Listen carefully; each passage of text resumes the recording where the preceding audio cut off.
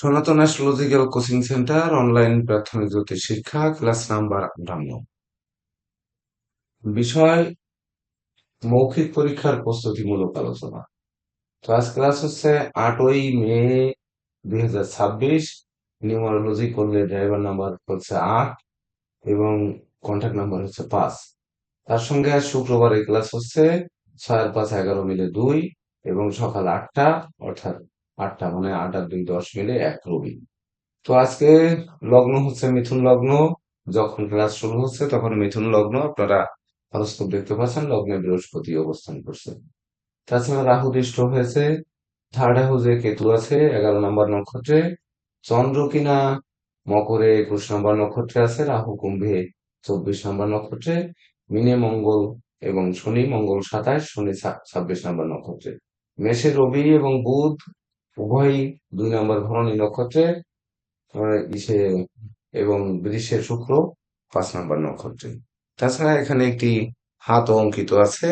তো আমরা বিশেষ করে একই সঙ্গে কিন্তু আমরা যাব যে পামিস্ট্রি কি বলে, অ্যাস্ট্রোলজি কি বলে, মানে কি ধরনের প্রশ্নপত্র হতে পারে মৌখিক পরীক্ষায়। বিশেষ করে লিখিত পরীক্ষায় আপনারা যেটি লিখছেন সেটি কিন্তু বিশেষ করে তৎক্ষণাৎ সেই ফল পাচ্ছেন না, কিন্তু মৌখিক পরীক্ষা যেটি, এটিও কিন্তু শিক্ষণীয় বিষয়। এমনকি আপনাদের অনেক ক্ষেত্রে মুখ উজ্জ্বল করে মৌখিক পরীক্ষায়, এমনকি মুখকে মলিন করে দেয় এই মৌখিক পরীক্ষায়। তো আমরা যদি সর্বপ্রথম কোন দিক থেকে আমরা আহ বিচার করব, ধরেন আমরা একটি হরোস্কোপ যেহেতু অঙ্কিত আছে, তো ধরেন এই হরোস্কোপে কেমন ধরনের প্রশ্ন আসতে পারে যে লগ্নে বৃহস্পতি 7 নম্বর নক্ষত্রে রয়েছে, 7 নম্বর নক্ষত্রের অধিপতি কে, জানেন? এমন একটি প্রশ্ন করলো। আপনারা নিশ্চয়ই জানেন যে 7 নম্বর নক্ষত্রের অধিপতি হচ্ছে বৃহস্পতি। তো বৃহস্পতি এই মিথুনে কত ডিগ্রিতে থাকে, এটি একটি প্রশ্ন হতে পারে। তাহলে মিথুনে 10 ডিগ্রি থাকে আর 3 ডিগ্রি 20 মিনিট কর্কটে থাকে। তাহলে মিথুনের যে 10 ডিগ্রি, তার মধ্যে ফলাদেশ, আর হচ্ছে কর্কটে যে 3 ডিগ্রি 20 মিনিট থাকে, তার ফলাদেশ কি হবে? তখন কিন্তু চট করে বুঝে নিতে হবে আমাদের যে মিথুনের 10 ডিগ্রি, ওই তখন আমাদেরকে সপ্তম এবং দশম পতি, সে নিজের নক্ষত্রে 10 ডিগ্রিতে মধ্যে অবস্থান করছে নিজের জায়গায়। তাহলে কি নিজের জীবিকার জায়গা, নিজের কর্তৃত্ব জায়গা, নিজের ব্যক্তিত্বের জায়গা, নিজের বুদ্ধিমত্তার জায়গা, অর্থাৎ এই বৃহস্পতি বুদ্ধি দেবে, প্রবৃদ্ধি দেবে, এমনকি কর্মফল দেবে, কর্মে সফলতা দেবে, তারপরে প্রতিযোগিতায় জয়ী করবে, মান সম্মান দেবে। কিন্তু যখন কর্কটের 3 ডিগ্রি 20 মিনিটের মধ্যে যখন থাকবে, তখন সে কি হবে? ওই বৃহস্পতি তখন কিন্তু সে তার তুঙ্গ গৃহে প্রবেশ করছে। তো তুঙ্গ গৃহে তুঙ্গ ডিগ্রিতে প্রবেশ করছে। তখন সেই বৃহস্পতির মধ্যে আরো বেশি স্নেহ, মায়া, মমত্ব এগুলো কিন্তু তৈরি হবে। তখন কিন্তু ওই বৃহস্পতি বিশেষ করে নিজে আক্রান্ত হতে পারে, অপরকে আক্রান্ত করতে পারে, তথাপিও মায়ায় আক্রান্ত করবে। কেন করবে? কারণ হচ্ছে তখন ষষ্ঠ ভাব আমাদের দেখতে হবে, যে তখন কিন্তু হয়ে যাবে ষষ্ঠপতি এবং ভাগ্যপতি, শুভকারক গ্রহ। তখন এই যে মিথুনের বৃহস্পতি যে বুদ্ধিমত্তা দেবে, আর কর্কটের বৃহস্পতির যে অংশ, তখন কিন্তু মায়ের বন্ধনে আবদ্ধ করবে। তো অতি মায়া, অতি স্নেহ, অতি ভালোবাসা কিন্তু মানুষের জীবনে কখনো কখনো কষ্টও আনতে পারে, এটি বুঝতে হবে। তখন বৃহস্পতি নিজেকে চিনতে চাইবে না, নিজেকে মানতে চাইবে না, নিজেকে জানতে চাইবে না, এমনকি সে তার নিজস্ব গতিতে চলতে থাকবে। আমরা জানি যে কর্কটে বৃহস্পতি 3 ডিগ্রি 20 মিনিটের মধ্যে মানে সে তুঙ্গস্থ থাকবে, স্বয়ং শক্তিশালী হয়ে এবং শুভ অবস্থানে থাকবে। কেন মায়ায় থাকবে? কারণ ঘরটি চন্দ্রের, সবসময়ের জন্য যে গ্রহকে নিয়ে বলা হবে, সেই গ্রহ যে গৃহে থাকবে, সেই গৃহের গন্ধ কিন্তু আসবে। আপনাদের আশেপাশে আপনাদের ঘরে যদি আগরবাতি জ্বলে, আগরবাতির গন্ধ আসবে। যদি ধরেন মাছ কাটাকাটি করে, মাছের গন্ধ আসবে। যদি ধরেন আপনার একটি পাকা ফল থাকে ঘরে, সেই ফলের গন্ধ কিন্তু বের হবে, এটি বুঝতে হবে। তো যেমন আপনারা জানেন, আপনাদের শেখানো হয়েছে নেগেটিভ গ্রহ নেগেটিভ গৃহে অনেক সময় শুভ ফল দেয়। আবার ওই নেগেটিভ গ্রহ নেগেটিভ গৃহে কিভাবে অশুভ ফল দেয় এটিও কিন্তু আপনাদের শেখানো হয়েছে। সেই অনুভূতিটা ব্যক্ত করতে হবে সুন্দর ভাষায়। কিন্তু প্রশ্ন বুঝিনি আরেকবার বলা যাবে, কিন্তু কখনোই কিন্তু যে অনুধাবনের জায়গায় ভুল উত্তর না দিয়ে, উত্তর না পারলেও অনুধাবন যদি আপনি করতে পারেন, সেই অনুধাবনটা যদি ব্যাখ্যা করে দিতে পারেন, তখন কিন্তু এক্সামিনাররা মনে করবেন যে হ্যাঁ, ইনারা শিখেছেন, হয়তো ভাষায় ভাষাগত ত্রুটি রয়েছে, এর বাইরে কিন্তু কিছু নয়। এটি মাথায় রাখতে হবে। যেমন ধরুন, প্রশ্ন যদি করে যে রাহু, রাহু তার মূল ত্রিকোণে আছে, তা মূল ত্রিকোণে কত ডিগ্রি পর্যন্ত থাকে? মূল ত্রিকোণ কত ডিগ্রি পর্যন্ত রাহু কুম্ভ রাশিতে?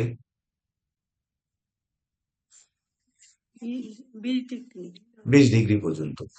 হ্যাঁ, 30 ডিগ্রি পর্যন্ত, পুরো 30 ডিগ্রি পর্যন্ত। হ্যাঁ, পুরোটাই। তাহলে পুরোটাই যদি রাহু আহ, মানে তার মূল ত্রিকোণে থেকে থাকে, তাহলে রাহু 24 নাম্বার নক্ষত্রে আছে। তাহলে এই 24 নাম্বার নক্ষত্রে যে বসে আছে, এই রাহুর ফল কি? ওখানে তো ধনিষ্ঠা নক্ষত্র রয়েছে, শতবিশার মধ্যে সে আছে। তাছাড়া পূর্ব ভাদ্রপদ নক্ষত্রে থাকলে কি হতো?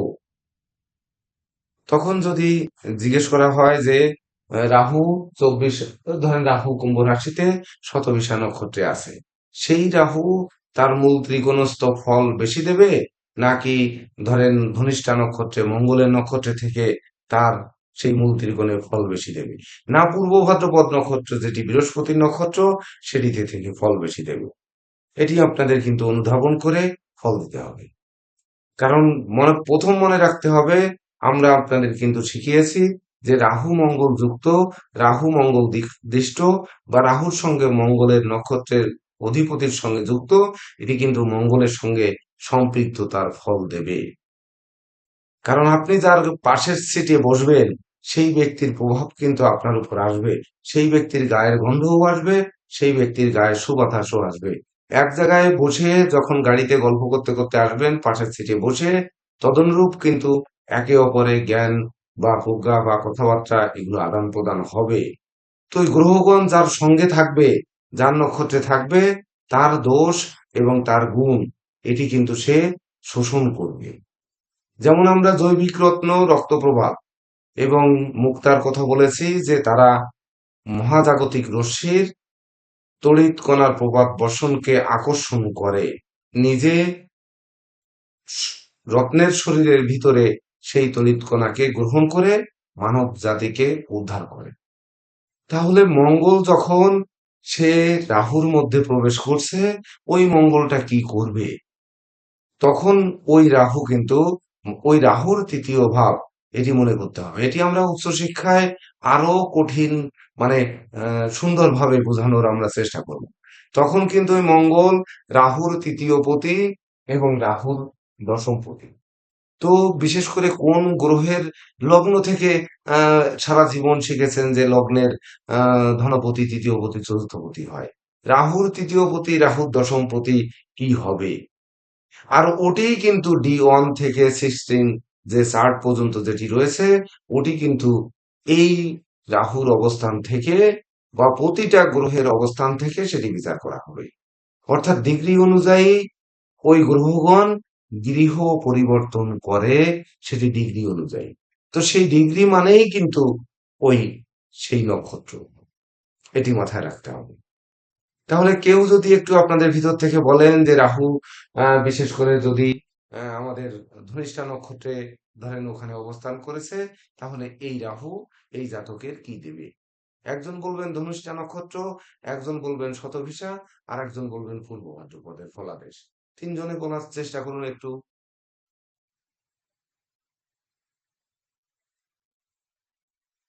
খুব অল্প সময় নেবেন, আমরা একটু বৃহৎ আলোচনা করার চেষ্টা করব, সেহেতু খুব দ্রুত বলবেন।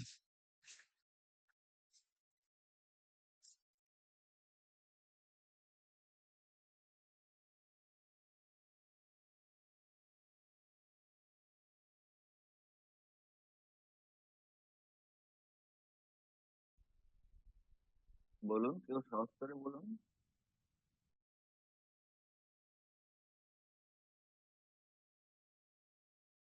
বলেন, দ্রুত দ্রুত দ্রুত। তার সর্বপ্রথম হচ্ছে এখানে ধনিষ্ঠা নক্ষত্রে 6 ডিগ্রি 40 মিনিট পাচ্ছে রাহু। তো এখানে যেমনটা স্যার বললেন যে রাহু এবং মঙ্গল যখন একত্রিত হয়, তো এদের কম্বিনেশনে কিন্তু একটা অঙ্গারক যোগ সৃষ্টি হয়। কিন্তু যেহেতু এটা মূল ত্রিকোণস্থ অবস্থা, এই কারণে রাহু কিন্তু এই রাহু এবং মঙ্গল একত্রিত হয়ে কোনো খারাপ ফল দিচ্ছেন। নক্ষত্রগত বিচারে যেহেতু মঙ্গলের নক্ষত্র এবং রাহু ছায়া গ্রহ একত্রিত হচ্ছে, সেটা কিন্তু ওই বিচারের দিক থেকে দেখতে গেলে একটু নেগেটিভ মনে হলেও মূল ত্রিকোণস্থ রাহু হওয়ার কারণে এই নেগেটিভটা ওই ওই ধরনের নেগেটিভ ফলাফল দিবে না। তাহলে মঙ্গল কি ফল দেবে? এই আর জায়গায় কিন্তু ধরেন আমার প্রশ্ন শুরু হবে, তাহলে এই মঙ্গলের অবস্থান কি হবে ওখানে? আচ্ছা, এখানে যেটা হওয়ার আমরা যে দিকগুলো দেখতে পারি, যখন মঙ্গল কিন্তু একজন মানুষের মধ্যে এক ধরনের ইচ্ছা শক্তি, তেজ, প্রাণ শক্তি এগুলোর প্রতীক। তো রাহু সবকিছুকে বৃদ্ধি করে। তো সেই ক্ষেত্রে রাহুর এই যে বৃদ্ধি করার দিকটা, এটা এই ইচ্ছা শক্তি, তার আহ মনের জোর, শারীরিক বল সবকিছুর সাথে কোথাও না কোথাও কানেক্ট করে রাহু এবং মানে মঙ্গলের নক্ষত্রের কম্বিনেশন। আবার এখানে ধনিষ্ঠা নক্ষত্র একজন মানুষের সৃজনশীল কাজ, যেমন গান বাজনা, বাদ্য, এগুলোকে কিন্তু ইন্ডিকেট করে। তো এখানে এই ধনিষ্ঠা নক্ষত্র যখন রাহুকে কানেক্ট করতেছে, তখন কিন্তু এই বিষয়গুলোতেও তার উন্নতির একটা বা আগ্রহের জায়গা বৃদ্ধি পাওয়ার সুযোগ থাকে। তো এইখানে যেহেতু মূল ত্রিকোণস্থ রাহু, তো এটা পজিটিভলি বৃদ্ধি পাওয়ার সম্ভাবনা থাকবে। স্যার পরের হ্যাঁ, নক্ষত্র কি বলবো না স্যার? পরেরটা একটা করে আরেকজন বলবো। বলবে। কিন্তু সেই জায়গায় যদি আবার একটু ঠিক আছে। বলা হয় যে, সেই জায়গায় যদি আবার একটু বলা হয় যে আপনি আরেকটু জুড়ে দিতে পারেন যে জন্মছকে মঙ্গলের অবস্থানের অনুযায়ী যে বিশেষ করে সেই ব্যক্তির কতটা সাহসী হবে, কতটা ধৈর্যশীল হবে, কতটা নীতিকঠোর হবে, সেগুলো জন্ম প্ল্যানেটের সঙ্গে বিশ্লেষণ করে তবেই না আমাদের ফলাফল দিতে হবে। তো এই প্ল্যানেট রাইট স্যার, হয়তো এটা অঙ্কিত ফার্স্টে বলা থাকবে না। উচিত ছিল। তো অঙ্কিত যেহেতু থাকবে না মৌখিক পরীক্ষায়, ধরেন মৌখিক পরীক্ষা না হয়ে এটি ধরেন আপনাদের শিক্ষার ক্লাস হলো, তাহলে মঙ্গল কি হয়েছে? মঙ্গল কিনা রাহু দৃষ্ট হয়েছে এবং সেই মঙ্গল শনি যুক্ত হয়েছে। তো শনি মঙ্গল দুজনেই যুক্ত হয়েছে, সেখানে রাহুর দৃষ্টি পড়েছে। তাহলে মঙ্গল এখানে ক্ষতিগ্রস্ত হয়েছে। অর্থাৎ মঙ্গল যতই মূল ত্রিকোণস্থ, সে ধনিষ্ঠা নক্ষত্রে থাকুক, কিন্তু তথাপিও সেই মঙ্গলের উপরে রাহুর দৃষ্টি পড়ার কারণে তার ধৈর্যের কারণ বাঁধ আদৌ মানে ভাঙবে কিনা, এটি আপনাদের বিবেচনা করতে হবে। যে অবশ্যই ভাঙবে। যদি ভাঙে তাহলে নেতৃত্ব ভাঙবে, যদি ভাঙে কর্তৃত্ব ভাঙবে, যদি ভাঙে তাহলে তার শ্রমিক কর্মচারী মিত্রভৃত্য দাস দাসী এগুলোর দ্বারাও ক্ষতিগ্রস্ত হবে। এমনকি তার ফুসফুসের পীড়ায় ভুগবে।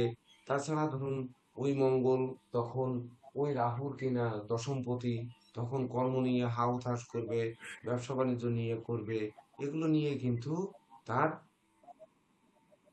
হারতে হবে। এমনকি প্রতিপত্তি থাকবে, কিন্তু সেই প্রতিপত্তির কোনো মূল্য থাকবে না।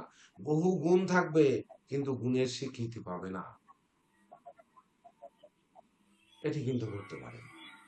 সেটি এই প্ল্যানেটগত অবস্থানে বললাম। তখন মঙ্গলের অবস্থান সাপেক্ষে আপনাদের সেটি বলতে হবে। এবার আরেকজন একটু জি বলুন যে মঙ্গল যদি শতবিশা নক্ষত্রে, ওই সরি রাহু শতবিশা নক্ষত্রে অবস্থান করেছে, বলেন। স্যার আমি একটু বলি স্যার, হিমাংশু মিত্র। রাহু যদি শতবিশা নক্ষত্রে থাকে তাহলে তো স্যার তার হুম হুম। শক্তি আরো বেড়ে যায়, কিন্তু পজিটিভ শক্তি এখানে বৃদ্ধি পায়। তাহলে এই জায়গা প্রযুক্তিগত, বৈজ্ঞানিক গবেষণা, নতুন উদ্ভাবনের দিক স্যার আমার মনে হয় একটু বৃদ্ধি পায়। ব্যক্তির কাজের ক্ষেত্রে অবিরাম চ্যালেঞ্জ এবং নতুন নতুন নতুন পথে অনুসন্ধানের প্রবণতা বেড়ে যায়। যখন বেড়ে যায়, কিন্তু রাহুর প্রভাবের কারণে স্যার কখনো কখনো কর্মক্ষেত্রে বিভ্রান্তিও ঘটে যায়। এইবার কিন্তু মনে করতে হবে রাহু যখনই তার বিশেষ করে কি শতবিশা নক্ষত্রে অবস্থান করছে, সবসময় যে গৃহে অবস্থান করবে যে গ্রহ, তার পঞ্চম এবং নবম ঘরে কিন্তু একই নক্ষত্রের একই গ্রহ থাকে। এটি সবসময়ের জন্য মুখস্থ রাখতে হবে, সব সময়। কিভাবে থাকে দেখেন, এর 5 নাম্বার ঘরে, এই 5 নাম্বার ঘর যেখানে সে দৃষ্টি দিয়েছে, এখানে কি রাহুর নক্ষত্র নেই? আছে না? আদ্রা নক্ষত্র, রাহুর নক্ষত্র আছে জি না? স্যার, তার নবম আছে ঘর, স্যার আছে। এখানে আমরা নবম ঘরে কি বেশি সাতী নক্ষত্র আছে না? আছে। তাহলে আছে প্রত্যেকটা স্যার। রাহু যেখানে থাকবে তার পঞ্চম ঘরে তো সে দৃষ্টি দেবে, মানে এই পঞ্চম ঘর মানে নবম দৃষ্টি, আর হচ্ছে এই নবম ঘর মানে তার পঞ্চম হুম, দৃষ্টি। তাহলে এই গৃহে যে রাহু অবস্থান করছে, তাহলে কি আমরা কখনো বলবো যে ধরেন আমার মতো যদি পরীক্ষক হয়, তাহলে কিন্তু প্রশ্ন করবে যে রাহু তো সব সময় যা পঞ্চম সপ্তম নবম এবং দ্বাদশে দৃষ্টি দেয়, তো দ্বাদশেরটা বাদ দিলাম, সপ্তমেরটা বাদ দিলাম, পঞ্চম এবং সপ্তমে কিন্তু তার নিজের নক্ষত্র থাকে। তাহলে এই পঞ্চম আর নবমের যে দৃষ্টি, এই দুটি দৃষ্টির ফলাদেশ ব্যাখ্যা করুন। ধরেন ব্যাখ্যা করুন প্রশ্ন না আসলেও আমাদের কিন্তু শিখতে হবে যে যখনই রাহু যে গৃহে থাকবে তার যে পঞ্চম ভাবে দৃষ্টি দেবে, তাহলে রাহুর তার পঞ্চম ভাবে দৃষ্টি দেবে, রাহুর পঞ্চম ভাবে, তাহলে ওই পঞ্চম ভাবটা কি হবে? তাহলে পঞ্চম ভাবটা হচ্ছে তার লগ্ন ভাব। তাহলে লগ্ন ভাবে তার হুম, রাহুর হুম। নক্ষত্র রয়েছে। লগ্ন যদি রাহুর নক্ষত্রে থাকে বা বৃহস্পতি যদি রাহুর নক্ষত্রে থাকে, তাহলে কি হবে? আর এই বৃহস্পতি তো রাহুর নক্ষত্রে নেই, বৃহস্পতি নক্ষত্রে আছে। এই বৃহস্পতি যদি আপনার ইসে থাকতো, মৃগশিরা মঙ্গলের নক্ষত্রে থাকতো, তাহলে কি হতো? এটি কিন্তু অনুধাবন করতে হবে, এটা হচ্ছে শিক্ষা। যখন কোনো ক্লায়েন্ট আপনাদের কাছে আসবে, তখনই কিন্তু আপনাদের পরামর্শ এইরকমই হতে হবে যে এখানে যেমন মঙ্গল যুক্ত, মঙ্গল সঙ্গে মঙ্গলের নক্ষত্রের সঙ্গে যুক্ত, রাহু নক্ষত্রের সঙ্গে অবস্থান, বা ধরুন তার বৃহস্পতির নক্ষত্রের সঙ্গে অবস্থান, একই সঙ্গে তো সেই ব্যক্তি এই একই জায়গায় দৃষ্টি দিচ্ছে, তখন লগ্ন, লগ্ন থেকে আমরা যেগুলো বিচার করি সেই বিচারের জায়গা কিন্তু বুঝতে হবে। তখনই চলে আসবে তার ধন সম্পদ। কেন ধন সম্পদ? কেন? সেটি অনুধাবন করতে পারছেন আপনারা? কারণ ও এই যে স্যার, ধরেন এই হ্যাঁ দৃষ্টি দিল, বলেন স্যার। উপরন্তু এই বৃহস্পতি 3°20' কিন্তু এখানে রয়েছে। তাহলে 3°20' যে তার রয়েছে কর্কটে, ওই কর্কটের 3°20' ফল কিন্তু তাকে বহন করে নিয়ে বেড়াতে হবে। অর্থাৎ সামনে আমার কি হবে? রাইট ওই স্যার। যে বলে যে জ্যোতিষরা অনেক সময় কালকে কি হবে বলতে পারে কিনা, নিজে নিজেরটা বলতে পারে কিনা, এই ধরনের প্রশ্নের সম্মুখীন যাতে না হতে হয়, তার জন্য এইগুলো কিন্তু অনুধাবন করতে হবে। তো নবমে দৃষ্টি, তার যেহেতু রাহুর পঞ্চম দৃষ্টি নবম ভাবে পড়বে, নবম ভাবেও সেই একই 3টি নক্ষত্র থাকবে। তাহলে এই যে নক্ষত্রের আমাদের বুঝতে হবে, কুম্ভের মঙ্গল রাহু এবং বৃহস্পতি সেটি কি,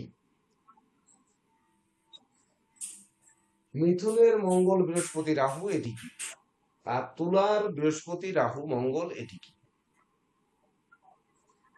এই তিনটি জি স্যার। যে নক্ষত্রের অধিপতি 3 রাশিতে অবস্থান করছে, এটি কি জানবেন আপনারা আমাদের সর্বশাস্ত্র পারঙ্গম সেই জেকে দেব স্যার মহোদয়ের কাছ থেকে, যে এই উম, কুম্ভের মঙ্গল রাহু বৃহস্পতি, মিথুনের মঙ্গল বৃহস্পতি রাহু, আর তুলার মঙ্গল বৃহস্পতি রাহু, একটু জানেন?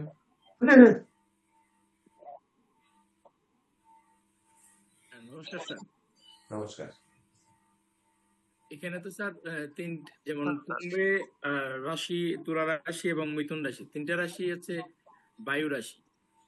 তো বায়ু রাশিতে এই যে তিনটা নক্ষত্র আছে, মিথুন থেকে যদি শুরু করি, মিথুনে আমরা প্রথমে পাচ্ছি হচ্ছে মৃগশিরা নক্ষত্র, তারপর হচ্ছে আদ্রা নক্ষত্র, আর তারপর হচ্ছে আহ, পুনর্বসু নক্ষত্র। হুম, মৃগশিরা নক্ষত্র হচ্ছে মঙ্গল, আর আদ্রা হচ্ছে রাহু, আর 15 বছর হচ্ছে বৃহস্পতি। তো এখানে মিথুন যে রাশিটা আছে সেই রাশিতে আমরা রাশি চিহ্ন যদি দেখি, রাশি চিহ্ন হচ্ছে মানে একজন নারী একজন পুরুষের পারস্পরিক আহ, আহ, আপনার হচ্ছে হাগ করার একটা চিহ্ন। তো মঙ্গল হচ্ছে আমাদের এনার্জি কারক, আবার মঙ্গল হচ্ছে রাশি চক্রের কালপুরুষ রাশি চক্রের 1 নম্বর রাশি এবং 8 নম্বর রাশির অধিপতি। 1 নম্বরের মঙ্গল হচ্ছে ব্যক্তি নিজেকে রিপ্রেজেন্ট করে, আর 8 নম্বরের মঙ্গল হচ্ছে ব্যক্তির গোপনীয়তাকে রিপ্রেজেন্ট করে। তো রাশি চিহ্ন কিন্তু কোনো না কোনো ভাবে আমাদের মানবের এক ধরনের গোপনীয়তাকেই উপস্থাপন করছে। তো এই জায়গায় মৃগশিরা নক্ষত্রে মঙ্গল এখানে বসে আছে। মৃগশিরা নক্ষত্রের যে প্রতীক, সেই প্রতীকটি মানে মৃগের যে শির, সেই শিরটি নির্দেশ করছে আমাদের বনচরের যে ব্যাপার, অর্থাৎ বনের অভ্যন্তরে মৃগয়ায় আগে রাজরাজারা যেত, সেই মৃগয়ার ব্যাপারটিকে উঠে আনছে। তো এখানে মঙ্গল যখন থাকে তখন ব্যক্তি হচ্ছে রিকভার করতে চায়, তার হচ্ছে যে তার মনের মধ্যে যে আপনার হচ্ছে এক ধরনের আলাদা ভাব থাকে আর কি। তার যে ইচ্ছা আছে সেই ইচ্ছা কামনা, সেই কামনা অবদমন করে আপনার হচ্ছে সে রিকভার করতে চায়। আর আদ্রা নক্ষত্র যেটি আছে, আদ্রা হচ্ছে রুদ্রের, আদ্রার অধিদেবতা হচ্ছে আপনার রুদ্র। তো রুদ্র হচ্ছে স্যার, আমরা রুদ্রের একটা কাহিনী জানি যে যখন ধূম্রলোচনকে যুদ্ধে পরাজিত করেন ভগবান শিব, তখন আপনার হচ্ছে ক্লান্ত শ্রান্ত শিব যখন বসে একটু বিশ্রাম নিচ্ছিলেন, তখন তার চোখ থেকে এক ফোঁটা পানি ঝরেছিল, আর সেই পানি থেকেই পরবর্তীতে রুদ্রাক্ষের সৃষ্টি হয়। তো আদ্রা নক্ষত্রটাকে নিয়ে আমরা যখন গভীর অ্যানালিসিস করি, তখন আমরা জানতে পারি যে আদ্রা হচ্ছে এমন একটি বিষয়, অর্থাৎ আমরা যখন আহ, আমাদের কালপুরুষ রাশি চক্রের 3য় ভাব যেহেতু মিথুন রাশি, 3য় ভাব হচ্ছে আমাদের পদক্ষেপ, যে কোনো বিষয়ে আমাদের পদক্ষেপ, আমাদের চেষ্টা, আমাদের প্রয়াস। তো আমরা হচ্ছে যখন চেষ্টা এবং প্রয়াস করি তখন সেটা অত্যন্ত হার্ড ওয়ার্কিং হয়, এবং এই হার্ড ওয়ার্কিংটা অনেকটা যুদ্ধের মতো, যেটা 3য় ভাব থেকে আমরা পরাক্রম বিচার করি, আমরা বল বীর্য বিচার করি। এবং এরপরে হচ্ছে আমাদের একটা ক্লান্তি এবং শ্রান্তি, সেই মানে সেই যে মানে একটা রিল্যাক্সের যে জায়গা, সেটা হচ্ছে আমাদের পুনর্বসু নক্ষত্র, যেটা বৃহস্পতি আমাদেরকে দেয়। তো ওই জায়গায় আছে প্রত্যেকটা ব্যক্তির মধ্যেই কিন্তু আমাদের সেই রুদ্রের যে গুণ, প্রত্যেকটা ব্যক্তির মধ্যে সেটা আছে। এখন রুদ্রর প্রতীক হচ্ছে কিন্তু আদ্রা নক্ষত্রের 1 ফোঁটা চোখের জল। 1 ফোঁটার চোখের জল সেটা স্ফটিক হতে পারে, অর্থাৎ মূল্যবান দামি রত্নের মতো মূল্যবান হতে পারে, আবার সেটা চোখের জল মানে হচ্ছে সারা জীবনের দুঃখের কান্নার রুল হতে পারে। তো এটা কি হবে কি হবে না সেটা নির্ভর করে আমরা হচ্ছে এই থার্ড হাউসটাকে কিভাবে ব্যবহার করবো, অর্থাৎ আমাদের কামনা যে বাসনা আছে সেটাকে আপনার হচ্ছে কিভাবে রিপ্রেজেন্ট করবো, কিভাবে উপস্থাপন করবো। কারণ মিথুন রাশি যেহেতু বায়ু রাশি, সেটা হচ্ছে স্নেহশীল। তা আমরা হচ্ছে স্নেহের আলোকে এটা প্রকাশ করব, নাকি হচ্ছে কামের আলোকে প্রকাশ করব। আর বৃহস্পতি হচ্ছে পুনর্বসু নক্ষত্র, পুনর্বসু নক্ষত্র হচ্ছে বারবার বাধা, আবার হচ্ছে পুনর্বার ফিরে আসা। এখানেও একটা কাহিনী আছে। আহ গঙ্গা দেবী যখন হচ্ছে শান্তনু রাজার 7 পুত্রকে জলে বিসর্জন অলরেডি দিয়েছিলেন, এবং 8ম পুত্র বিশ্বকে যখন জলে বিসর্জন দেওয়ার প্রক্রিয়া শুরু করছিলেন, তখন শান্তনু রাজা বাধা দিয়েছিলেন। তো পূর্ব প্রতিজ্ঞা অনুসারে আপনার গঙ্গা নিজে চলে গিয়েছিলেন, আর হচ্ছে বিশ্বকে ফিরিয়ে দিয়েছিলেন। তো এই যে ফিরিয়ে দেওয়া, এই যে পুনর্বার ফিরে আসা, এইটা হচ্ছে বৃহস্পতি। এটার এই বৃহস্পতির পুনর্বসু নক্ষত্রের দেবতা হচ্ছে অদিতি।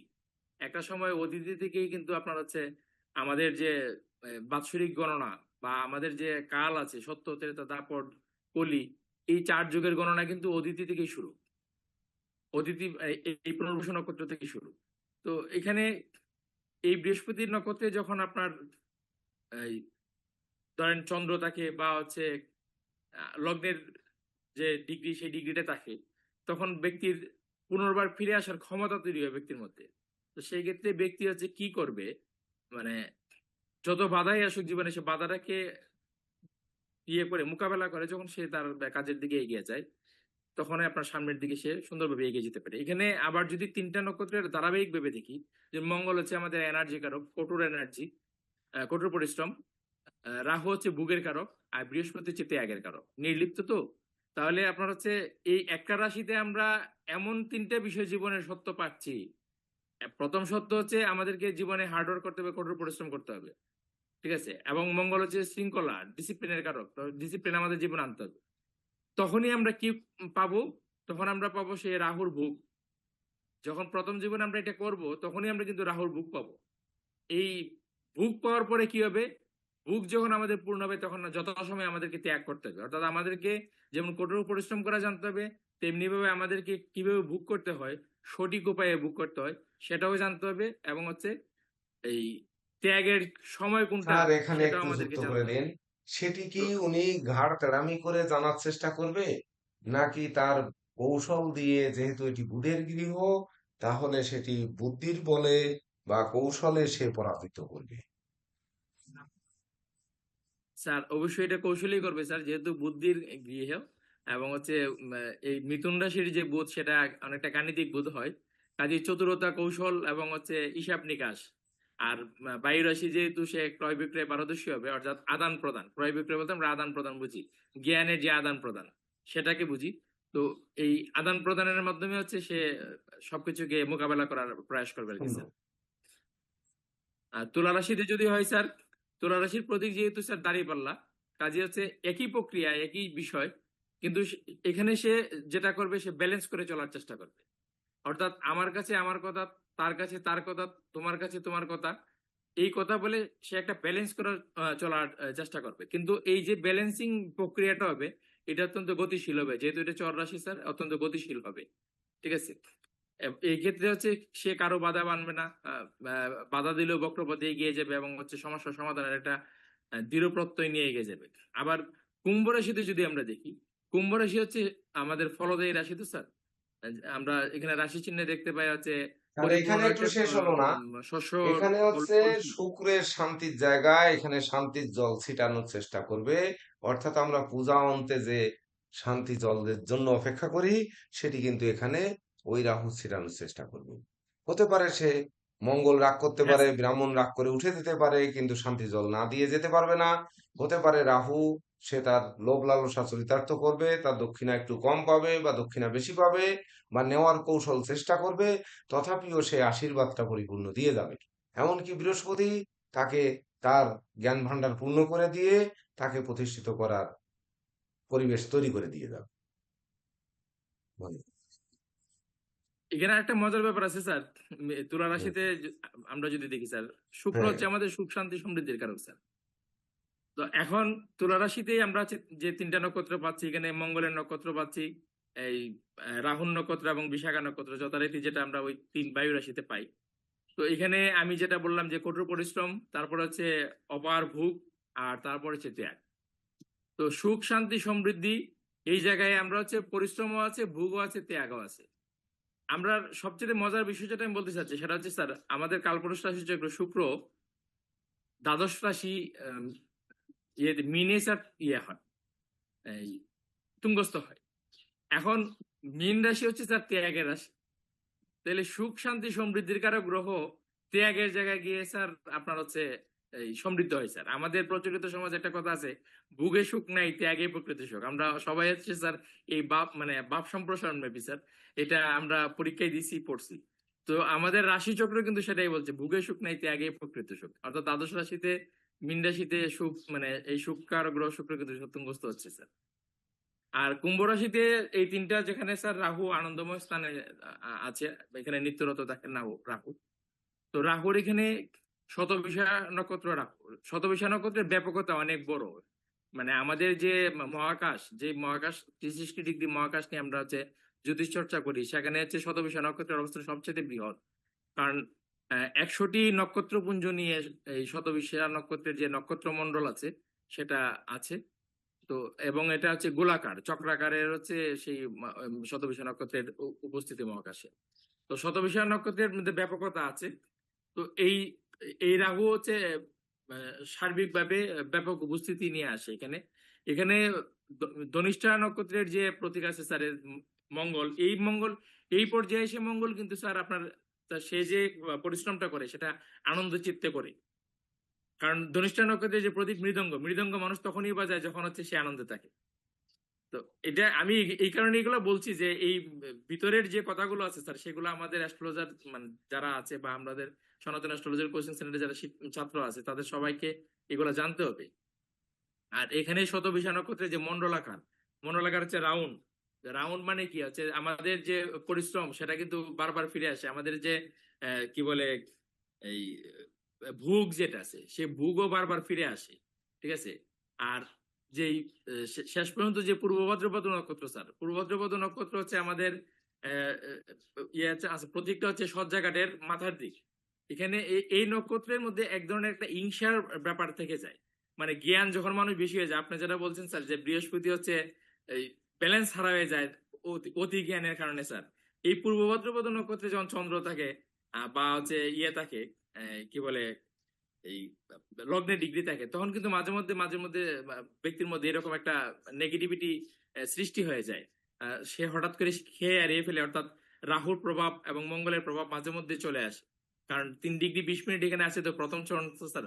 কারণ প্রথম চরণটা যেহেতু আমাদের ধর্ম ত্রিকোণ, সেখানে কর্তব্যের মানে খাতিরে অর্থাৎ কর্তব্যটাকে সঠিকভাবে নির্বাহ করার জন্য মাঝে মধ্যে তাকে কঠোর হতে হয়। মাঝে মধ্যে তাকে হচ্ছে এই অন্যকে, যেমন গুরু যেভাবে আপনার, যেহেতু গুরু কারো গ্রহ হচ্ছে বৃহস্পতি, মাঝে মধ্যে শাসন করে, তো শাসনের জায়গায় কঠোরতা নিয়ে আসে। এই কঠোরতাটাকে অনেক সময় আহ, মানে রাহুর একটি বেটিস হিসেবে অন্যরা ভুলভাবে গ্রহণ করতে পারে, আবার হচ্ছে মঙ্গলের একটি বেটিস হিসেবে অন্যরা ভুলভাবে গ্রহণ করতে পারে। তো সেই জায়গায় বৃহস্পতির এই নক্ষত্রে থাকা লগ্নের ডিগ্রি এবং চন্দ্রের ডিগ্রি যদি থাকে, ব্যক্তি নিজেকেও বুঝতে হবে যে এখানে হচ্ছে আমার কিন্তু একটু সমস্যা আছে, আমি কিন্তু মানে কোন জায়গায় থামতে হবে, কোন জায়গায় ইয়ে করতে হবে, এটা বুঝতে হবে। আমরা হচ্ছে কার্মিক থিওরি হিসেবে সেটা উপস্থাপন করতে পারি অসংখ্য স্যার। ধন্যবাদ জেকে দেব স্যার মহোদয়কে। কিন্তু আরেকটি জিনিস বলবো, যে জিনিসটি আপনাদের ওই যে ভাগ যখন হয়ে যাচ্ছে, যে বৃহস্পতি ধরেন ওই যে রাহুর যে সে পূর্ব ভাদ্রপদ নক্ষত্রে যখন থাকছে, তখন কিন্তু ওই যে তার 3 ডিগ্রি 20 মিনিট তার ধনভাবে থাকছে, এমনকি তার প্রত্যাশার জায়গা থাকছে। সে যখন তার ধনভাবের যে প্রত্যাশা পূর্ণ হয় না যখন, তখন কিন্তু সে বিকল্প পথ অনুসরণ করে। এমনকি যদি কোনো ব্যক্তি যোগ্য সম্মান থেকে বঞ্চিত হয়, তখন কিন্তু সে বিকল্প পথ অনুসরণ করে। সনাতন অ্যাস্ট্রোলজিক্যাল কোচিং সেন্টার শিক্ষার পাশাপাশি আপনাদের আদর্শবান জ্যোতিষ তৈরি করার চেষ্টা করে। সনাতন অ্যাস্ট্রোলজিক্যাল কোচিং সেন্টারের একটি সূত্র, সে হচ্ছে অভিজ্ঞ জ্যোতিষ গড়ার কারিগর। অভিজ্ঞ জ্যোতিষ শুধু তৈরি করবে না, সেভাবে কিভাবে ক্লায়েন্টকে সম্মান দিতে হয়, কিভাবে ছাত্রদের সম্মান দিতে হয়, বা কিভাবে বিশেষ করে এই জ্যোতিষ সমাজকে সম্মান দিতে হয়, সেটি কিন্তু শেখায়।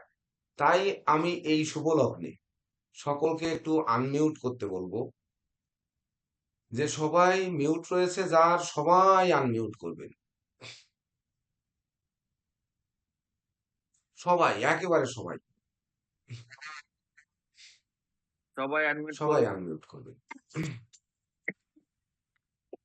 দিলীপ সূত্রধর, আশুতোষ দাস, মিস্টার দেবদাস কার্জি,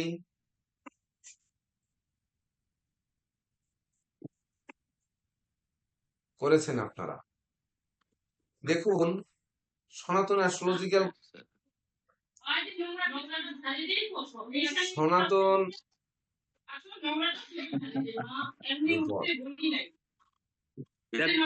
আপনি মিট করে নিন। সনাতন অ্যাস্ট্রোলজিক্যাল কোচিং সেন্টার, আপনারা দেখেছেন যে আমাদের একজন প্রবীণ ব্যক্তিত্ব স্বপন অ্যাস্ট্রোলজার স্বপন কুমার চক্রবর্তী, উনি আপনাদের সঙ্গে থেকে আপনাদের যে সহযোগিতা বা আপনাদের যে অক্সিজেন দিচ্ছেন, উনি কে? ওনাকে আপনারা হয়তো কতটা চিনেছেন, দীর্ঘদিন ধরে আপনারা একসঙ্গে ক্লাস করেছেন। আপনারা অনেকে মনে করেছেন যে স্বপন কুমার চক্রবর্তী অবশ্যই আমাদের সহপাঠী হবেন। তো সেইভাবে সিনিয়র দাদা বা সিনিয়র ভাই বা ধরুন সিনিয়র কাকা, সিনিয়র মামা, এভাবে আপনারা সম্বোধন করেছেন। সনাতন অ্যাস্ট্রোলজিক্যাল কোচিং সেন্টার ঘোষণা করছে আজ থেকে যে এই স্বপন কুমার চক্রবর্তী হচ্ছে সনাতন অ্যাস্ট্রোলজিক্যাল কোচিং সেন্টারের চেয়ারম্যান, দ্যাট মিনস প্রেসিডেন্ট, এবং একই সঙ্গে যদি বাংলায় বলেন তাহলে সভাপতি। অর্থাৎ চেয়ারম্যান এবং সভাপতি বা ধরুন আপনার সেই প্রেসিডেন্ট, তাকে আজ থেকে স্যার বলে সম্বোধন করতে হবে এই সিনিয়র ব্যক্তিকে। এটি আমাদের যাত্রা। নমস্কার স্যার করতালি দিয়ে সবাই শুভেচ্ছা জানাবেন। নমস্কার সবাই আমরা অভিনন্দন জানাই আমাদের নমস্কার নবগত স্যার প্রেসিডেন্ট স্যারকে। স্যার নমস্কার নমস্কার congratulations. নমস্কার স্যার। স্যার নমস্কার স্যার নমস্কার দাদা স্যার।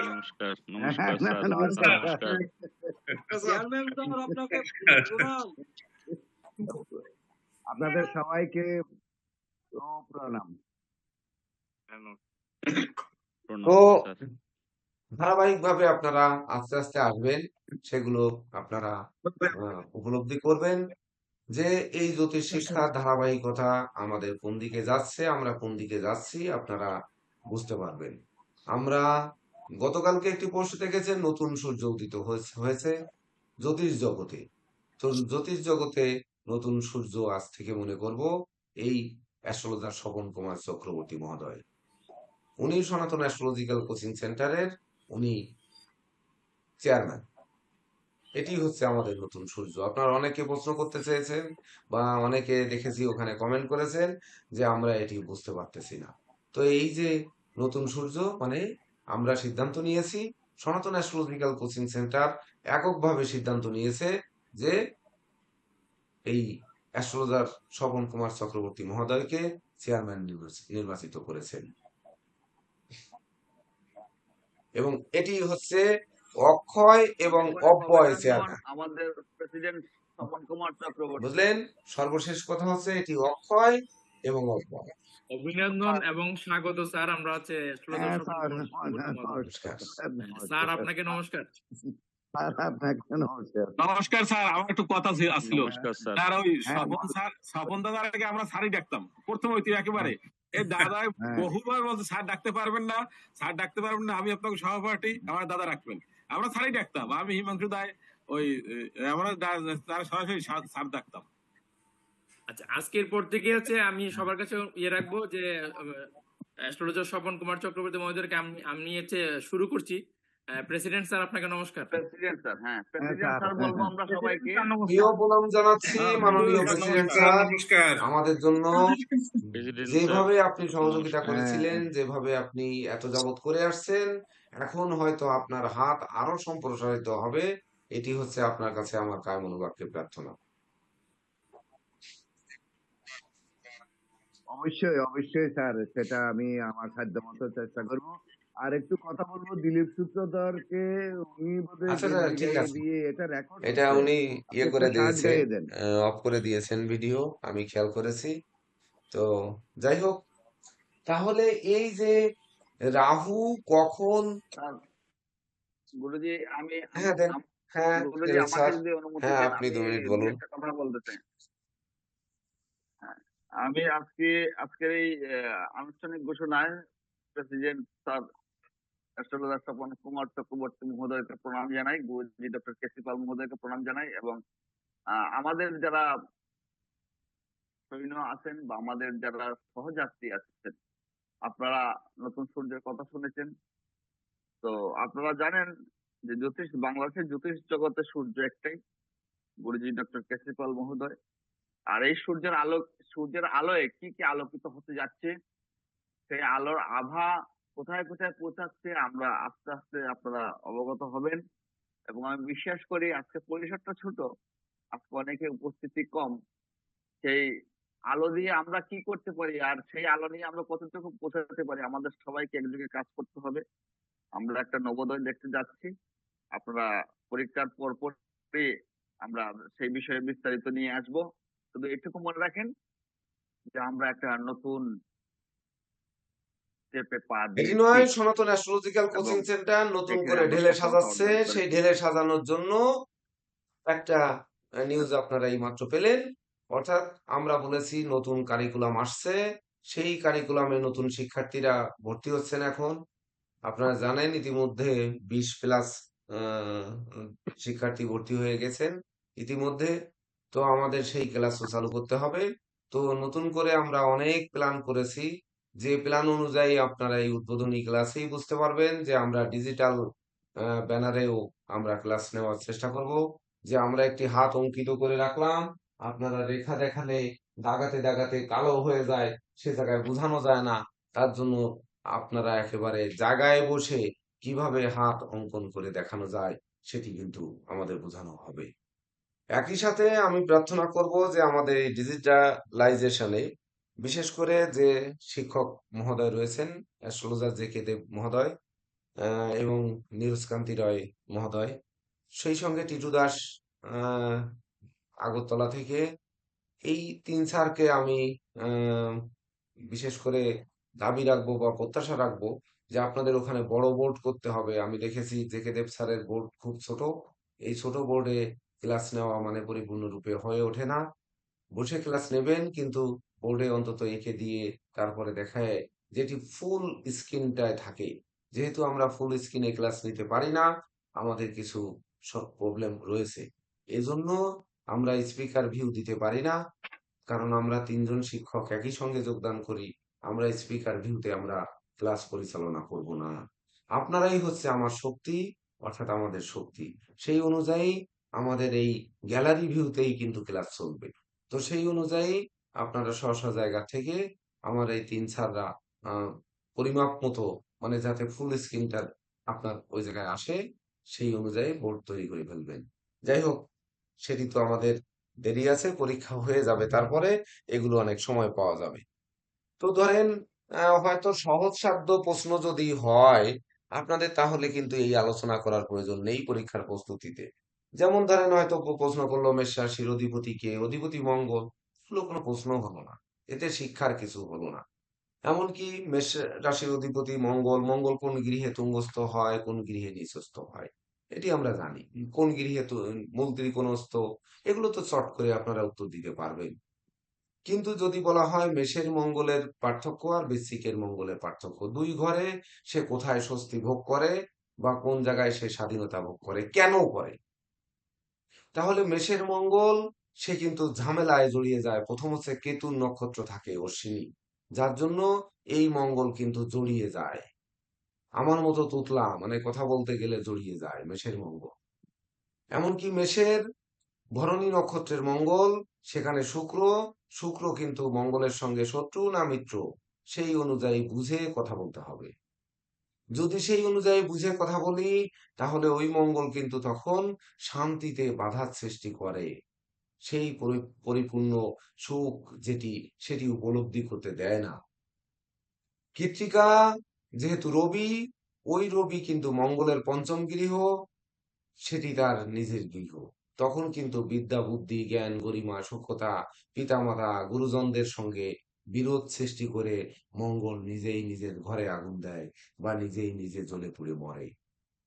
বিপরীতে যদি বৃশ্চিকের মঙ্গল প্রথম বিশাখা নক্ষত্র, যেটি বৃহস্পতির নক্ষত্র, জ্ঞান গরিমা সূক্ষ্মতা দিয়ে মঙ্গল নিজেকে সাজায়, যার জন্য ওই মঙ্গল ভেঙে চুরে নতুন কিছু সৃষ্টি করে একমাত্র বিশাখা নক্ষত্রের কারণে।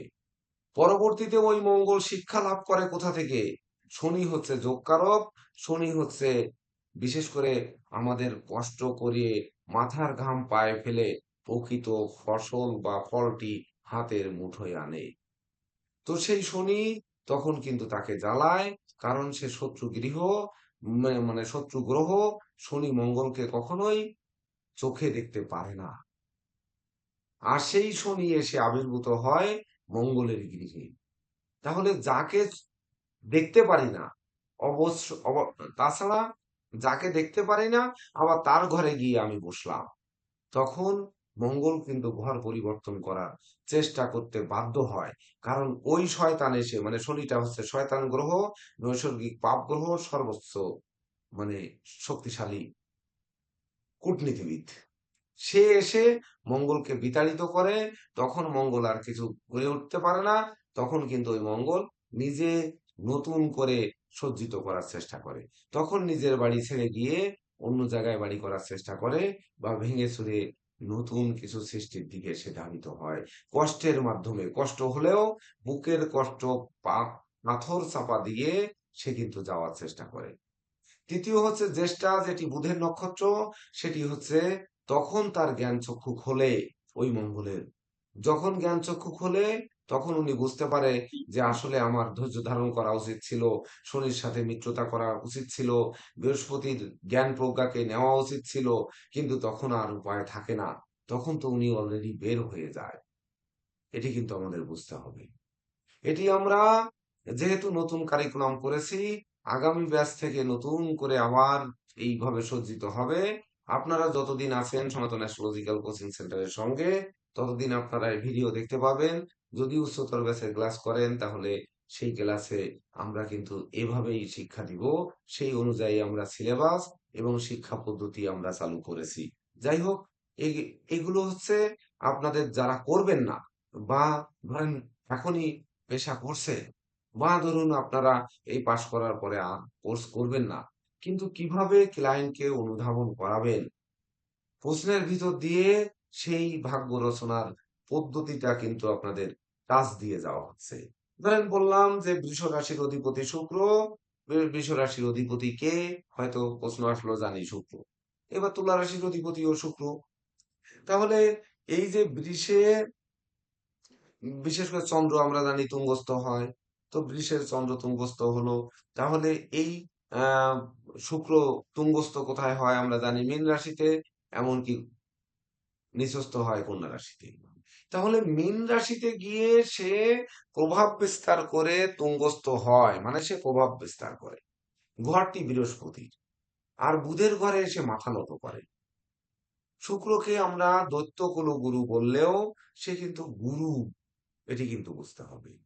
তাহলে সে গুরুর গৃহে গিয়ে তুঙ্গস্থ হচ্ছে, আর বুদ্ধির গৃহে গিয়ে মাথা নত করছে। তার মানে ওই যে শিক্ষক বা ওই যে গুরু, দৈত্য গুরু, তারও বুদ্ধির অভাব রয়েছে, এটি বুঝতে হবে। মানে তার জন্য এই জ্যোতিষ শাস্ত্রে কিন্তু ওই ষষ্ঠ ঘর বলছে যে তোমার শিক্ষার ঘাটতি, তোমার যে শিক্ষা, আরো শিক্ষার দরকার, যার জন্য শিক্ষার শেষ নেই। শিক্ষা কখনো শেষ হয় না, শিক্ষার কখন শুরু আর কখন শেষ এটি কখনো বোঝা যায় না। এটি আপনাদের বুঝতে হবে। যে বুধের কাছে মাথা নত করছে, অর্থাৎ তার বুদ্ধির অভাব রয়েছে, সেটি আমাদের পূরণ করতে হবে। তো শুক্র যেহেতু বুদ্ধির অভাব পূরণ করার জন্য বুধের কাছে মাথা নত করে, আবার বৃহস্পতির কাছে গিয়ে গাম্ভীর্যতা দেখায়। তাহলে গাম্ভীর্যতা দেখায় কিভাবে দেখায়? পূর্ব ভাদ্রপদ নক্ষত্র তো বৃহস্পতির, পরবর্তী উত্তর ভাদ্রপদ নক্ষত্র হচ্ছে শনি, তারপরে রেবতী নক্ষত্র হচ্ছে বুধ। তাহলে ওখানে গিয়ে উনি তুঙ্গস্থ হয়ে কেন এত প্রখরতা দেখাচ্ছে? বুধের কাছে যদি মাথা নত করে, এখানেও কিন্তু একটি প্রশ্ন থেকে যায়, রেবতী নক্ষত্রের শুক্র কি হবে? কিন্তু রেবতী নক্ষত্র পর্যন্ত তো আর শুক্র তুঙ্গস্থ হচ্ছে না। আপনারা তো জানেন শুক্র কত ডিগ্রি পর্যন্ত তুঙ্গস্থ হয়, এটি মুখস্থ রাখবেন। প্রত্যেকটি গ্রহ কত ডিগ্রি পর্যন্ত তুঙ্গস্থ, কত ডিগ্রি পর্যন্ত নিচস্থ, একটি মনে রাখলে অপরটি মনে রাখা যাবে। সেই অনুযায়ী যদি প্রশ্ন আসে, ফলাদেশ কিন্তু সেই অনুযায়ী বলতে হবে। অনুধাবন করতে পেরেছেন? শিক্ষার কোনো ছোঁয়া আছে কি এর ভিতর, না নেই? শুধু মুখস্থ করা বিদ্যা কিন্তু জ্যোতিষশাস্ত্র নয়, আচ্ছা, এটি মাথায় রাখতে হবে।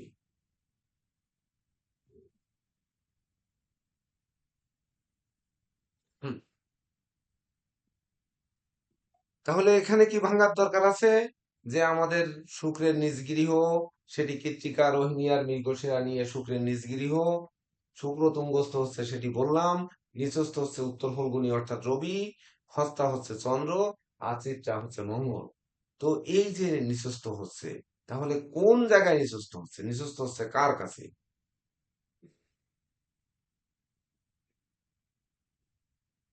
পারবো কি আমরা অনুধাবন করতে? কত ডিগ্রি পর্যন্ত নিচস্থ? স্যার স্যার একটা জিনিস আমার জানা ছিল, মানে বুধ তো মীন রাশি থেকে নিচ হয় অ্যাকচুয়ালি, তাই না? তো মীন রাশিতে তো নিজের নক্ষত্র আছে, রেবতী নক্ষত্র। তো বুধ যদি রেবতী নক্ষত্রে বসে নিচ হয়ে যান মীন এই জন্য রাশিতে, তখন বললাম তিনি কি শুক্র কত পুরোপুরি ডিগ্রি নিষ্ফল দিবেন পর্যন্ত নাকি সেটা হলো তুঙ্গস্থ। ভালো ফল দিবেন? আর নিজের নক্ষত্রে যদি বসে আছে। তুমি বলতে স্যার 15 তাহলে আচ্ছা, 27 শুক্র ডিগ্রি, মানে মাত্র 27 3 ডিগ্রি ডিগ্রি বাকি, পর্যন্ত স্যার। মাত্র 3 ডিগ্রি। তার মানে বুধের উপর সে নিচু হচ্ছে। ওই যে বললাম যে বুধের উপর নিচু হচ্ছে মানে তার বিদ্যায় আরো বিদ্যা তার চায়, আরো তার জ্ঞান চায়। তার জন্য রেবতী নক্ষত্র ওখানেই গিয়ে পড়েছে। সেখানে গিয়ে সে তুঙ্গস্থ হলেও তুঙ্গস্থ হয়েছে, হতে হতে তার সামনের দিকে এগিয়েছে। তুঙ্গস্থ 1 ডিগ্রি থেকে 27 ডিগ্রি পর্যন্ত এগিয়েছে, কিন্তু যখন বিশেষ করে 17 ডিগ্রি 16 ডিগ্রি 40 মিনিট যখন পার করেছে, তখন কিন্তু সে ভাবনার জগতে চলে গেছে যে আমাকে আরো কিছু জ্ঞান আহরণ করতে হবে। আর বৃহস্পতি তো সেই জ্ঞান প্রজ্ঞার কারক, ওটি বৃহস্পতির গৃহ, তার চাহিদা ওখান থেকেই কিন্তু তৈরি করে দেয়। দ্বাদশ ভাব ব্যয়ের ভাব, রাশি চক্রের কালপুরুষের দ্বাদশ ভাব ব্যয়ের ভাব, কিন্তু সেই ব্যয়ের ভাব থেকে গিয়ে উনি দেখে যে আমার যা কিছু সারা জীবনে শিখেছিলাম সেটি তো আমার শেষ হয়ে যাচ্ছে, আমার আরো শেখার দরকার। হ্যাঁ, স্যার এখানে একটা মজার ব্যাপার আছে স্যার। আপনার মীন রাশি স্যার, রেবতী নক্ষত্রের যে শেষ চরণটি স্যার, সেটা হচ্ছে 3 ডিগ্রি 20 মিনিট। আর মীন রাশি হলো স্যার মুক্তির রাশি স্যার। তো শুক্র এখানে 27 ডিগ্রিতে তুঙ্গস্থ হচ্ছে স্যার। তার মানে হচ্ছে ধর্মার্থ কাম মোক্ষ যে নক্ষত্রের 4টি চরণ আছে, তার মধ্যে শেষ চরণের মানে সামান্যতম পেয়েছে স্যার, মাত্র 20 মিনিট পেয়েছে স্যার। আর 3 ডিগ্রি মাইনাস হয়ে গেল। তার মানে এটা বোঝাচ্ছে স্যার আমাদের রাশিচক্র যে জাগতিক সুখভোগ কখনোই পূর্ণাঙ্গ মুক্তি দিতে পারে না। আর সামান্যতম মুক্তির শুধু একটা দেখাটা পায় আর কি। ওই 20 মিনিটের মুক্তি দেখা দিছে শুক্র স্যার। পূর্ণাঙ্গ মুক্তির স্বাদ এই জাগতিক সুখভোগ থেকে পাওয়া যায় না স্যার। এটা আবারও প্রমাণ আছে স্যার। আমি একটা জায়গায় পেয়েছিলাম, মহামণি বৈশিষ্ট্য বলছেন যে অ্যাস্ট্রোলজির মাধ্যমে ধর্ম অর্থ কাম মোক্ষ 4টেই পাওয়া যায়। যারা অ্যাস্ট্রোলজি চর্চা করে তারা হচ্ছে আলাদা আর কোনো ধর্মের চর্চার প্রয়োজন পড়ে না। এটা প্রকৃতপক্ষে স্যার একটা পূর্ণাঙ্গ শাস্ত্র স্যার। এটা ঠিক মতো যদি সে অনুধাবন করা যায় তাহলে স্যার এখানে আর কোনো হ্যাঁ, কিছু বাকি থাকে না স্যার দুনিয়ায় যত অ্যাস্ট্রোলজির পরে স্যার। মানে এই যেহেতু এটি সনাতন জ্যোতিষ বা ভেদিক অ্যাস্ট্রোলজি, এই সনাতন অ্যাস্ট্রোলজি সনাতন সৃষ্টি কোথা থেকে সব এই জ্যোতিষ হরস্কোপের মধ্যে রয়েছে। অর্থাৎ 9টি গ্রহ, 12টি রাশি, 27টি নক্ষত্রের মধ্যে সব কিছু রয়েছে। এর ভিতর থেকেই খুঁজে পাওয়া যাবে সব। আমরা একটু টাচ দিয়ে যাচ্ছি যে সামনের শিক্ষা ব্যবস্থা আমাদের কত কঠিন হবে বা নতুন কারিকুলামে কি হবে, সেগুলো একটু টাচ দিলাম মাত্র। যাই হোক, ওদিকে আর না যাই। ধরেন হয়তো প্রশ্ন করলো যে মিথুন রাশির অধিপতি কে, তা অধিপতি আপনার বললেন বুধ। তাছাড়া মিথুনে কোনো গ্রহ আদৌ তুঙ্গস্থ নিচস্থ হয় কিনা, বা বুধ কোথায় তুঙ্গস্থ হয় কোথায় নিচস্থ হয়, বুধের কোনো শত্রু আছে কিনা বা মিত্র আছে কিনা, বুধের শত্রু থাকলে কে, মিত্র থাকলে কে, এই ধরনের ধরেন প্রশ্ন আসলো। বিভিন্ন রকম প্রশ্ন করতেই পারে। তো ধরেন সেই ধরনের প্রশ্ন আসলে অর্থাৎ বুধকে নিয়ে কত ধরনের প্রশ্ন হতে পারে, এটি আমাদের মাথায় রাখতে হবে। তাহলে বুধকে নিয়ে বুধের ফলাদেশ হতে পারে, বুধের রত্ন কি পান্না সেটি হতে পারে, এমনকি বুধের আহ, কয়েকটি গুণ বা দোষ এগুলো বলতে হবে, বুধের কয়েকটি রোগ, বুধ কি রোগ তৈরি করে, এমনকি বুধ হচ্ছে তার জীবনে মানবের জীবনে কি দেয়, অর্থাৎ বুধের কারকতার মধ্য দিয়ে কিন্তু 50টা প্রশ্ন করা যেতে পারে। আমি আপনাদের বলেছিলাম এক একটি প্রশ্নকে নিয়ে মিনিমাম 10টি করে বা 20টি করে প্রশ্ন তৈরি করে আপনাদের 52 ক্লাসের 52 20 মানে 560টা প্রশ্ন বানায় দেবে। 52 দুগুণে 540টা প্রশ্ন এটি বানায় দেবে। তো প্রশ্ন কিন্তু এভাবেই হবে যে ধরেন বুধ সৌরজগতের কোথার গ্রহ, সবচেয়ে কাছের গ্রহ, ছোট গ্রহ হোক। এবার বুধের কারো কথা কি, এক কথায় 2-4 কথায় 2-4 শব্দে বলে দিতে হবে। বুধ নিজ গৃহ কোনটি, তখন মিথুন এবং কন্যা। এই বুধ কোথায় তুঙ্গস্থ হয় কোথায় নিচস্থ হয়, বুধের মূল ত্রিকোণ কোনটি, তাছাড়া বুধ কোথায় দৃষ্টি দেয়, তাছাড়া ধরেন এই যে বুধ কিভাবে বুধাদিত্য যোগ তৈরি হয়, বুধের দশা কত বছর, আচ্ছা বুধের নক্ষত্র কোথায় কোথায় পড়েছে, যে বুধের নক্ষত্র তখন আপনারা অশ্লেষা বলবেন, পূর্ণ নক্ষত্র পেয়েছে তখন বলতে হবে এক রাশিতে সে 15 ডিগ্রি পেয়েছে সেটি অশ্লেষা। অশ্লেষার 5ম ঘর যখন কর্কট ধরবো, খুব করে চলে যাবেন 5 নাম্বার ঘর, মানে মেমোরিতে নিয়ে আসবেন যে 5 নাম্বার, তাহলে আর বাকিটা বৃশ্চিকে পড়েছে ওই বুধ। বৃশ্চিকে কোথায় পড়েছে, জ্যেষ্ঠা। যখন জ্যেষ্ঠা বলবেন তখন আর ঠিক তার 5 নাম্বার ঘরে চলে যাবেন, যে মিনের তাহলে শেষটা পড়বে। যেহেতু কর্কটের শেষটা পড়েছে, বৃশ্চিকের শেষ অংশ পড়বে, আর মিনের শেষ অংশ পড়বে। সবসময় একই নক্ষত্র তার 5 নাম্বার ঘরে গিয়ে আবার পুনরায় পড়ে, এটি মাথায় রাখতে হবে।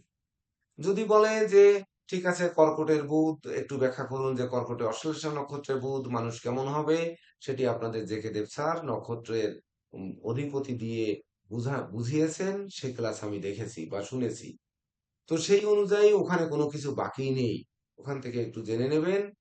তাছাড়া এই যে বৃশ্চিক রাশি মানে জ্যেষ্ঠার বুধ কেমন হবে, অর্থাৎ যখন কর্কটের অশ্লেষার বুধ হবে তখন মায়াবী বা শান্ত হবে। কেন হবে সেটি প্রতীক দিয়ে বুঝিয়েছেন, প্রতীকের মধ্যে সবকিছু রয়েছে। আবার জ্যেষ্ঠার বুধ একটু রাগান্বিত উগ্র হয়। তাহলে ওই উগ্র বুধ মানে বুধ তো উগ্র হয় না, বুধ তখন বাসাল হয়, বাসা, তো সে বাসাল হয়। আর মিনের বুধ গিয়ে জ্ঞানী বুধ, জ্ঞান আহরণ করার নেশায় মত্ত থাকে। তখন কিন্তু ওই যে দেখেন গবেষণা, আপনারা হয়তো এই সনাতন অ্যাস্ট্রোলজিক্যাল কোচিং সেন্টার তো শুধুমাত্র একটি কোচিং সেন্টার, তবে এই কোচিং সেন্টার হয়তো কোনোদিন আপনাদের এমনও বলতে পারে যে সনাতন অ্যাস্ট্রোলজিক্যাল কোচিং সেন্টার আজকে পিএইচডি চালু করে কোর্স চালু করেছে, হতে পারে হয়তো কোনোদিন। সেদিন কিন্তু আপনাদের থিসিস পদ্ধতি ওই রকম হতে হবে। যদি কেউ করতে চান সেটির প্রস্তুতি কিন্তু এই সনাতন অ্যাস্ট্রোলজিক্যাল কোচিং সেন্টারই প্রস্তুতি দেওয়াবে এবং এই পিএইচডি করাবে, আজকে থেকে মনে রাখেন। এটি আমরা নতুন কারিকুলামে যুক্ত করতে চাই। এটি আমাদের মাননীয় চেয়ারম্যান স্যার, প্রেসিডেন্ট স্যার যেহেতু আছেন, সনাতন অ্যাস্ট্রোলজিক্যাল কোচিং সেন্টার আমরা আমাদের নিয়োগপ্রাপ্ত প্রেসিডেন্ট স্যার, তো ইনি এগুলো করাবেন বলে আমার বিশ্বাস। সর্বোচ্চ শিক্ষা পর্যন্ত সনাতন অ্যাস্ট্রোলজিক্যাল কোচিং সেন্টার আপনাদের নিয়ে যাওয়ার চেষ্টা করবে। আচ্ছা, শুধু করবে না যে আপনাদের শেখানোরও চেষ্টা করবে।